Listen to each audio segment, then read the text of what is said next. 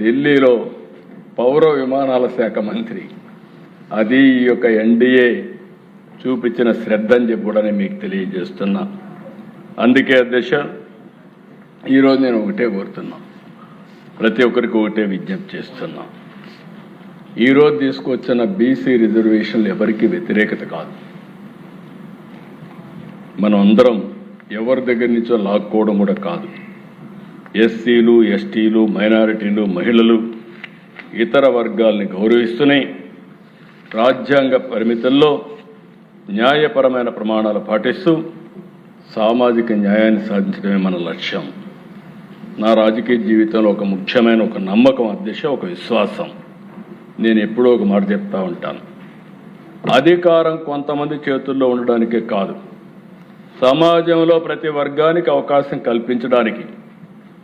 అభివృద్ధి అంటే రోడ్లు, భవనాలు, పరిశ్రమలే కాదు.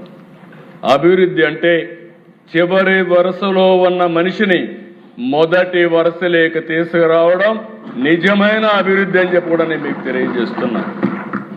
అందుకే నేను చాలాసార్లు చెప్పాను, 2047 భారతదేశం వికసిత్ భారత్ ద్వారా నెంబర్ 1 అవుతాం. ఆంధ్రప్రదేశ్ స్వర్ణాంధ్రప్రదేశ్గా తయారవుతుంది. అదే సమయంలో ఆర్థిక అసమానతలు పెరుగుతాయి. ఒక పక్క సూపర్ 6 సంక్షేమాన్ని ఇస్తాం, అభివృద్ధిని చేస్తాం. అదే సమయంలో ఆర్థిక అసమానతలు తగ్గించే విధానానికి శ్రీకారం చుడుతున్నాం. ఒక పక్క సూపర్ 6 కానీ, డిపార్ట్మెంట్ ద్వారా ఇచ్చే డబ్బులు కానీ, ఇవి కాకుండా ఇంకో పక్క P4 కూడా ఇంట్రడ్యూస్ చేశాం. మార్గదర్శి, బంగారు కుటుంబం, టాప్ 10%, బాటమ్ 20% కూడా పైకి తీసుకురావడం. ఇందులో వెనుకబడిన వర్గాలకు అండగా ఉండి, వెనుకబడిన వర్గాల్లో కూడా మీరు చూస్తే అధ్యక్ష మోస్ట్ బ్యాక్వర్డ్ క్లాసెస్ కూడా ఉన్నారు. నాకు ఒకసారి బాధేస్తుంది, గంగిరెద్దులని, పూసల వాళ్ళని, ఇలాంటి వాళ్ళు మీరు చూస్తే నిద్ర లేస్తే ఊర్లన్నీ తిరుగుతూ కనీసం స్థిర నివాసం లేని వ్యక్తులు ఉన్నారు అధ్యక్ష ఈ రాష్ట్రంలో. అలాంటి వాళ్ళు కూడా ఉన్నారు. వాళ్ళందరినీ ఆదుకోవడం మనందరి బాధ్యత. అందుకే ఈరోజు ఈ సభ సాక్షిగా చెప్తున్నా, చట్టబద్ధంగా, రాజ్యాంగబద్ధంగా, న్యాయబద్ధంగా బీసీలకు న్యాయం జరిగే వరకు వారికి అండగా ఉంటామని మరొక్కసారి మీ అందరికీ విజ్ఞప్తి చేస్తున్నా.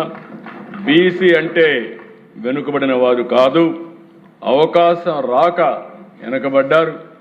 ఇలాంటి దాన్ని అవకాశాలు కల్పించి అన్ని విధాల వీళ్ళకు న్యాయం చేసే బాధ్యత ఈ ప్రభుత్వం తీసుకుంటామని మరొక్కసారి మీ అందరికీ విజ్ఞప్తి చేస్తున్నాను. అదే మరిగా దేశ ఈరోజు మీరు చూసినప్పుడు ఈ ఎన్నికలు పెట్టడం కూడా చాలా అవసరం. ఎందుకు నేను ఈ మాట వాడుతున్నానంటే, ఎంత వీలైనంత తొందరలో అంత ఎన్నికలు పెట్టుకోవాలి. 16వ ఆర్థిక సంఘం ఉంది, గ్రాంట్ రావాలి. గ్రామీణ ప్రాంతాలకి ఈ సంవత్సరం 2300 కోట్లు వస్తుంది. పట్టణ ప్రాంతాలకి 1562 కోట్లు వస్తుంది. ఈ రెండు కలిపితే 3862 కోట్లు కేంద్రం నుంచి మనం తెచ్చుకోవాల్సిన అవసరం ఉంది. ఎన్నికలు పెడితేనే ఈ డబ్బులు వస్తాయి. కాబట్టి కంపల్సరీగా ఎన్నికలు పెట్టాల్సిన బాధ్యత మన పైన ఉందని చెప్పి కూడా నేను మీకు తెలియజేసుకుంటున్నాను.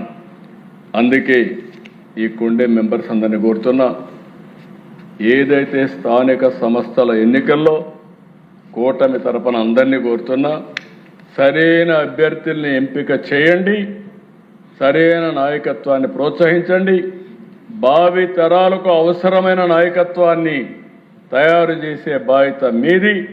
అలాంటి బలమైన పునాదులేసి వెనుకబడిన వర్గాల నుంచి ఒక మంచి నాయకత్వానికి శ్రీకారం చుట్టే విధంగా ఈరోజు మనం తీసుకున్న 3 నిర్ణయాలు మళ్ళీ రిపీట్ చేస్తున్నా.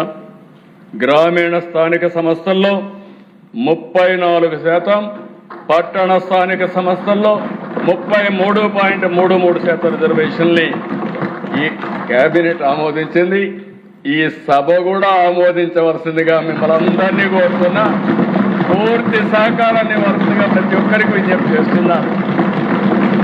ఇలాంటి హిస్టారికల్ సమయంలో అయినా అపోజిషన్ వస్తుంది.